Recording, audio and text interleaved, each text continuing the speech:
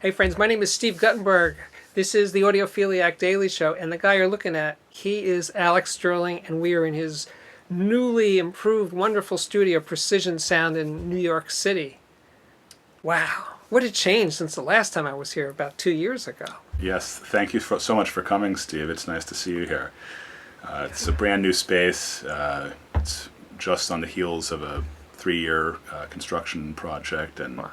it's been a big effort, but happy to say it's done, and we're reopened and working again. So you think this is like, here's a self-serving question, is this the most advanced studio in New York City? That was definitely the objective. Okay. We paid a lot of attention to pretty much every aspect of the project, whether it's the isolation performance, the ergonomics, the client comfort, but certainly the technical capacities as well. And it really was designed as kind of a no-compromise workspace for professional media and music production. What kind of, bands, voiceovers? Yeah, it's probably the space is best suited for intimate music production, whether you have a band. It also can function very well for voiceover and surround sound mixing as well for film and TV. Oh, yeah. So we have a variety of instruments available, including a Steinway grand piano. So any artist... And the drum kit? There's a drum kit, beautiful sugar percussion drum kit, as well as bass, guitar, amps, synths. So pretty much any artist who is interested in working in a high-end space, it has a comfortable, intimate atmosphere with all the toys. Yeah. And the Moog. And the Moog. Yeah. A beautiful Moog 1. Yeah? It's not vintage, though, is it? No, it's the Moog 1, which is Moog's new polyphonic synth. Oh, looks cool. Yeah. Can you play it? I am an adept synth programmer, but I leave the actual music to those who are more qualified. Okay. Before we start, we were talking about audiophiles and their fear of compression, fear of dynamic range compression, to be more precise. More than just fear, kind of a visceral revulsion or I was trying to be nice. a kind of, I don't know, like a weird attitude. Yeah, like it's bad. It's bad. It's just awful. Why are these engineers screwing things up with compression? Yeah. I mean, I kind of, perhaps in a somewhat pointed way, I might challenge an audiophile to come to a recording studio and record a dynamic vocal perfectly without compression and without clipping, and try it out, try record making for a little while, and then you'll quickly realize that these things are our friends and not the enemy. Well, maybe we should have a contest. That'd be interesting. Yeah, that'd be interesting.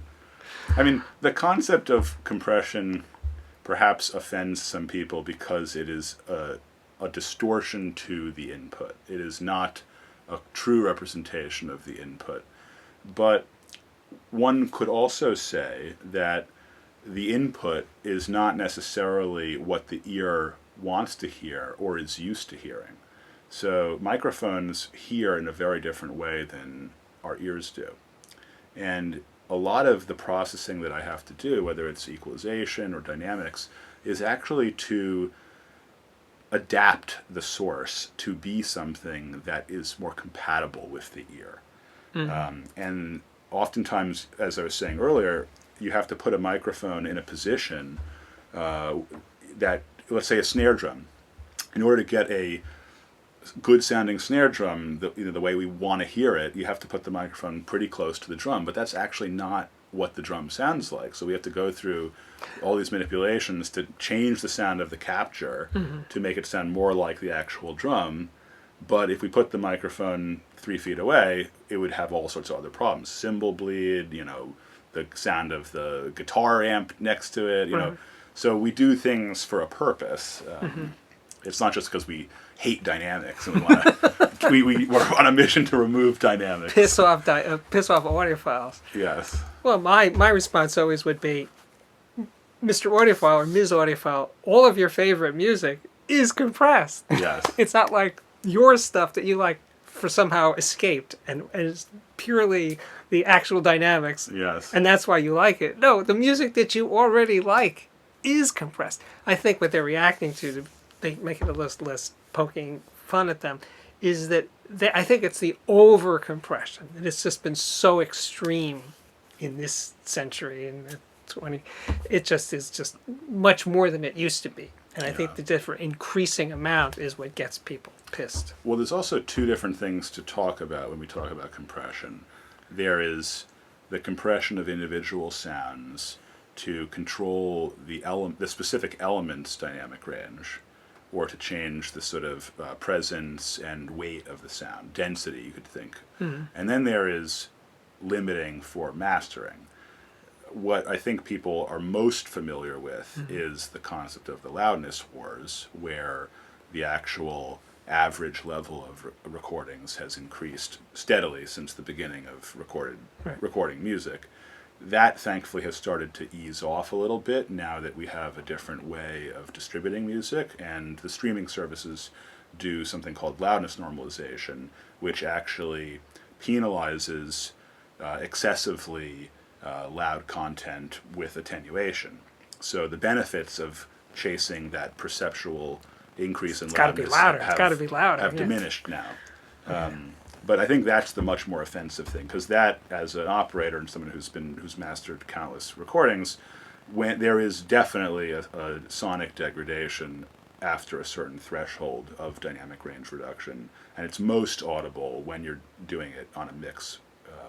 Whereas a vocal might want a lot of compression to sound musical, and if you think about the numbers of how many decibels did we reduce the dynamic range on a vocal, it could be in the double digits potentially, and it would still sound great.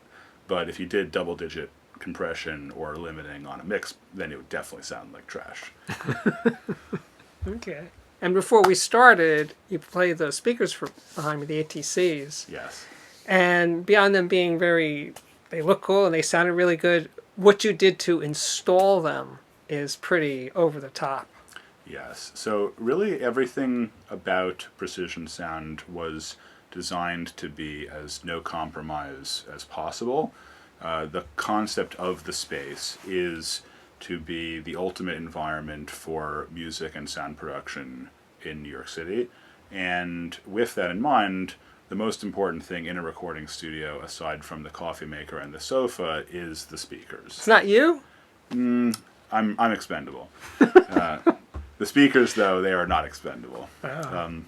So the entire control room was very carefully designed around the speakers, and unlike a lot of contemporary studios which have floor-standing speakers or stand-mounted speakers, I made a very conscious choice to go with flush-mounted in-wall speakers, which has a variety of benefits. And so we spent a lot of care in the integration of these speakers, and I'm pleased to say they're performing as expected and probably beyond what I've even hoped they could be. Yeah, that's terrific. Yeah, there's a frame that's supporting the speakers. It's isolated from the wall and decoupled and rigid, and Exactly. you do the opposite. It's rigid and decoupled and isolated from everything else. Yeah, so basically the concept of the speaker integration is that there's these upper cabinets, which is a three-way upper cabinet, and then there's stereo subs below. Right, I'm going to put in which you pictures of don't that. see. Yeah. But each speaker cabinet, both the uppers and the two subs, is suspended in a floating cabinet, and that floating cabinet is suspended from springs within a steel armature that is concealed within the wall. And the concept of that is to eliminate energy transmission from the speakers into the structure of the room. In order to do that, it's hung on a very carefully engineered assembly of springs that isolate the vibration and absorb the energy that's created by the speaker. But we didn't want to shake the structure of the room, which could create other problems. So we spent a lot of time getting our measurements right and doing the engineering to create this assembly. And the result is a very efficient system. It puts a lot of energy into the room, but it's completely damped and neutral. It does not shake the structure whatsoever. There's no energy transmission into the floor or into the walls, so all you hear is the speakers. By the way, I've been not exactly the biggest proponent of active speakers. Mm-hmm. But these are active speakers, but the electronics aren't in the cabinets, right? Yes, so ATC, this is one of their professional line products. They have two divisions, the consumer and the professional division, and these are the ATC SEM110s from their professional division, and because they're in-wall speakers, it would be bad for the amplifiers to be suffocated. So they do offer their professional amplifiers as remote rack-mounted units, and those are rack-mounted in the front wall as well, so the cable runs are very short. That's pretty good. So did you have this console before? Yeah, so this is an SSL Duality Delta, and I purchased this console in 2015. This was the AES 2015 show console, and I worked on this console for basically 2.5 to 3 years before I closed the studio for reconstruction. And it's been an amazing tool to have for multi-tracking and for mixing. And there's nothing quite like having the tactile control surface that a console gives you. And probably one of the things that people have forgotten about with the move to in-the-box production and sort of software and computer-based production is in the analog domain you could do more than one thing at a time. And so I can work very quickly on the console because I have access to 48 different signals, and I can just instantly grab something, or I could even do an EQ on one thing and a fader right on another thing at the same time. So it creates an opportunity to interact with the music in a way that doesn't really exist in the software-only, mouse clicking model. Wow. Even now? Yeah. I still haven't figured out how to chew and whatever at the same chew gum and walk at the same time. they have very sophisticated digital control surfaces, but the sense of connection to the tool is not quite the same. And there's a lot of menu diving and layers of functionality. The benefit of something like this console is basically each knob does one thing. So you develop the muscle memory, and that's really part of the process too. But then I will insert these pictures. But your racks, your bays of compressors, we did this last time, so we're not going to repeat all of that. And those are also not software based; these are actual equipment. Yes. So most recording studios have a few select pieces of outboard equipment, whether it's analog compressors or microphone preamps or EQs, and part of the program here is offering people the ability to use these things that they might not have access to otherwise. So with that in mind, we've accumulated a bunch of boutique equipment from all the great manufacturers. And it's tube stuff too, right? A lot of vacuum tube stuff. I'm really interested lately in emphasizing the vacuum tube signal path. So there is a transparency, which maybe is not a word you've heard associated with tubes before, but there's a transparency, an openness, a neutrality, and a scale that vacuum tube equipment can provide that a lot of solid-state equipment suffers from being a little too constrained. So I've been recording more and more trying to have just a pure vacuum tube signal path from microphone, preamp, compressor into the converter. Now, obviously, the converters are not vacuum tube. No. But we'll take 3 out of 4. Okay. And well, do your clients?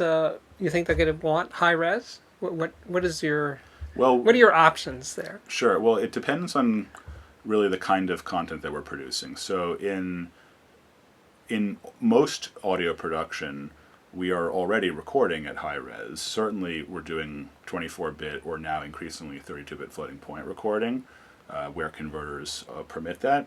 But we've been recording up to 96 on a regular basis for more than 10 years now. Rarely would we go above 96, partly because multi-tracking above 96 becomes difficult with computer resources to some degree. Even now? It depends on the scale of the production. For something like a jazz trio or a rock band, where there's 24 tracks, totally doable at 192 if you really wanted to. For a pop production with 200 tracks, and many, many plugins and processors, that could still become prohibitive from a resource standpoint. But I'm just curious. Let's say they had a big budget. Money was no object. Yeah. I'm sure that happens all the time now, right? Yeah. But if money wasn't the issue, with pop music, would it make any difference to do it at 192? at 24-bit or 32-bit, right? I mean, because it's so the music, the aesthetic is so compressed Sure. that isn't the whole idea of having 24-bit that you have more range at the more ambience, more room, more something? Well, that's an interesting question. The way I see it is 24-bit is the minimum where digital audio actually sounds good. 16-bit is, fine for a final master where you can control the dynamic range very carefully for that. Okay. And CD was a perfectly good sounding format, but for recording you need that working dynamic range because we don't record signals maximized. We record them with headroom. And then throughout the processing chain we try to maintain headroom, which requires that wide dynamic range of 24-bit. Now, when it comes to 32-bit and 64-bit, where we actually find that very important is with the final mix summing. So when you're creating a blend of all these constituent tracks, you very quickly can run out of headroom, and these floating point summing engines can give you a very transparent summing of sounds more approximate to what an analog console would give you in terms of mixing. It has a better fidelity of the summing architecture. So that's very important. But in terms of popular music being more compressed or not compressed, there's nothing about popular music that lacks sound quality if it's produced and engineered with those concepts in mind. Compression by itself is not a reduction in sound quality. It's just a modification to the quality, to the character of the sound. So we also want the listener to hear the sound of the compression because it's an intentional artistic choice. Right, of course. So we still want, but back to your question, if there was, if resources were no issue in terms of computing power and memory, storage, would you record popular music in 192?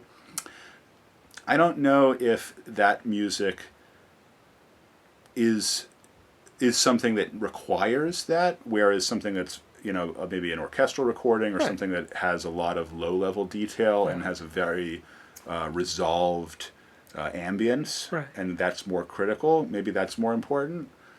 I would think so. It probably is the case. But, I mean, I've done pop projects at 192 that could be done. I don't know if it's necessary in general. To be honest, I don't think 192 is really necessary. For anything. 96 is definitely, a meaningful audible difference. Right. But I just want to have a little side here. So the whole idea of 24-bit versus 16-bit, even in a simple recording, like a jazz trio or something, right, is that you hear more of the quiet parts of the sound. You don't need it at the top. You need the extra bits are for the more subtle room sound, subtle detail stuff. Is that a fair way of putting it? Well, every bit corresponds with 6 decibels of captured dynamic range. Right. So it really depends on how the alignment of the source sound corresponds to the alignment of the capturing medium. So if you have a microphone going into a microphone preamplifier and you're setting the gain of that preamplifier correctly, you're going to record most of the potential bit depth and dynamic range of that sound, but you're not going to necessarily, unless you clip or you get very close to digital zero, you're not going to get the full 24-bit recording. You're going to get closer to 20 bits or 22 bits. Okay. So you still benefit from having that wide dynamic range, partly because you don't have to drive your signal level hotter, which can create more distortion in the signal path. Right.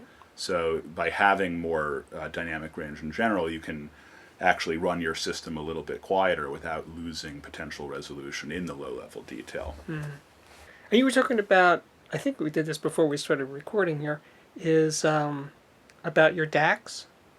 Yes. So there's 2 different systems in the studio. One is Dangerous Music Convert 2s, which are my main reference DACs. But for the multi-track converter system, I'm using Burl Motherships. And Burl is a really interesting company. What a great name. Like, very great name. And their thing is it sounds burly. Oh, I see. But they use a Class A signal path with transformer-coupled inputs and outputs, and it really creates a more musical sounding capture. So for multi-tracking, where you are intending to, you want to record all the instruments, you want to create glue amongst the instruments, you ideally want to enhance the sound of the instruments. You're not just capturing the pure sound, you're also trying to add richness and character. Sometimes that's to compensate for a deficiency in a microphone, for example. Okay. The Burl Why not just get converters- the right mic, though? Well, you can't always put the right mic in the position that you want Okay. or that you need. Okay. So anyway, Burl is a great multi-track system, and it sounds incredible with the console. It kind of takes a little bit of the SSL edge off. Okay. It's a smoother sound, very, very deep extended bass. But I've been saying DAC, but it's an A to D? It's both A to D and D to A. Oh, okay. Yeah. Oh, that's cool. Yeah. So for mixing on the console, we have 80 inputs and outputs from the computer over the Burl system, and that allows all the channels of the console to be recorded with essentially what's considered a mastering quality signal path. So it's a lot of converters, they sacrifice quality for channel count, and Burl is one of the companies that really has not compromised on that. So the mothership system, which you see behind me, that's every converter they make is of equivalent quality. You're not getting a lesser quality because there's 32 in a box instead of 2, for example. Oh, nice. Sounds expensive. It's a big investment, but You it's went worth all it. out. I went all out. This space has been a multi-decade dream in the making, and many years in making it possible. So it's really the culmination of my whole career, really. Yeah. Well, if you think about it, it was probably good that it took this long because you were learning along the way. Yes. So had you started out saying, I'm just going to build this incredible thing 10 years ago, you didn't know as much 10 years ago, and you probably would have made some Definitely not. blunders that you didn't, because you already knew where you were going now. Yeah. I mean, building a studio itself is a journey of learning, I bet. whether it's acoustics, physics, heating and ventilation systems. Stuff you don't think about, the heating and ventilation, really important, Yeah. actually, right? To be quiet, that is, right? Absolutely. And we couldn't even commit to building the studio here until we worked out the central air conditioning. So Wow. that was a big effort. So maybe we should transition, so to speak, into your product that's behind you. The magic of the speakers that are not there, that you guys can't see, will suddenly appear as if by magic. Yes. Would you like to see the magic? I want to see the magic happen. Yeah. So We have to look at the back of your head for a little bit, but sure. we have to push a button. Push a button. That's very technical. You're an engineer. Yep. And what's happening? Oh my God! So Where did they come from? the speakers have emerged. They have emerged. And the reason that you have that, the reason that you this is a product, the Magic Rising speaker stands, but for real, you did it because you don't want the speakers in the way when you're playing the wall-mounted speakers. That's right. The primary reason that you want speakers to disappear. Yes. So the studio environment has to accommodate a variety of different listening circumstances. And we have the main system, which is built into the wall. Then we have near fields, and then there's an additional surround sound setup of left, center, and right.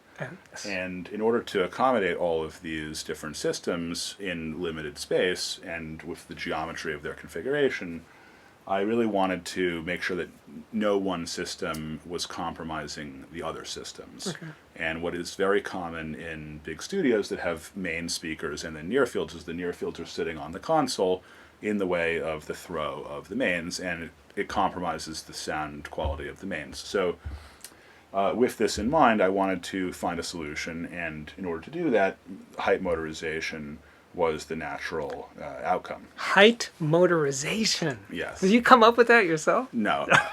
Speaker stands from other companies have been motorized that. for, probably a long time, actually. But the new company that I've started, which is called Space Lab Systems, my partners and I have designed this product to be the most advanced version of a motorized speaker stand, and it includes a variety of features to that effect.